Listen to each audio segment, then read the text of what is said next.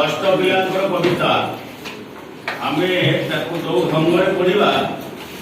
हमर प्रत्येक कविता को तुम से ढंग रे टिके एक्शन आवृत्ति करी सुंदर भाव रे पढ़िले मने रहिबो।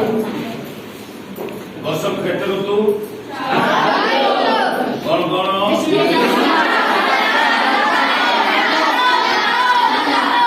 शरत ऋतु रे कौ मास पड़े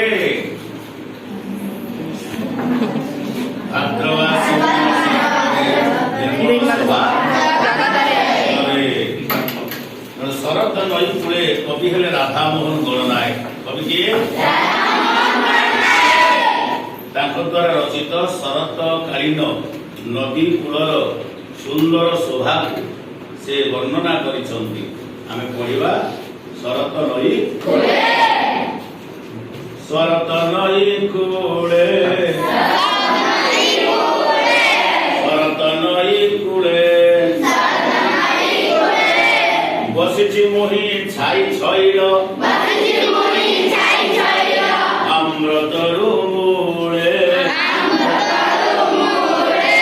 अमृतरु मूले प्रकृतिर सबुज कूले प्रकृतिर सबुज कोण एमर मन हेउछि भोळ नयन मम भ्रमर सम माधुरी चाखी बोले माधुरी चाखी बोले शरत नई कूले शरत नई कूले नैर जल धारा चालीचे छाई आलुआ तले विसुची मनोहरा विसुची मनोहरा भलाई गछ पतर पानी जमीर धीरे पड़ई भलाई गछ पतर राशि जमीर धीरे पड़ई झासी गोटी गोटी पड़ुची लोटी चपल ढेउ माला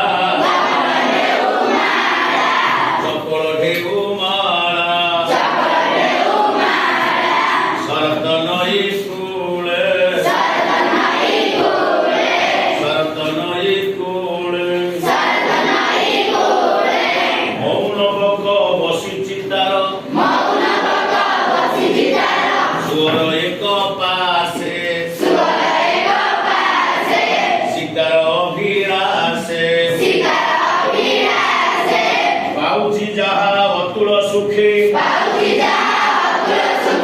देउछि भरी आपणा मुखे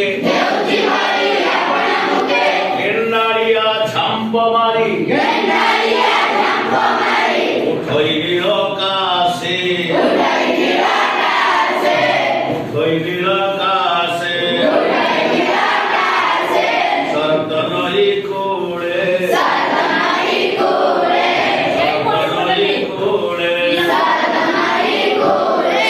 नैर आर पारे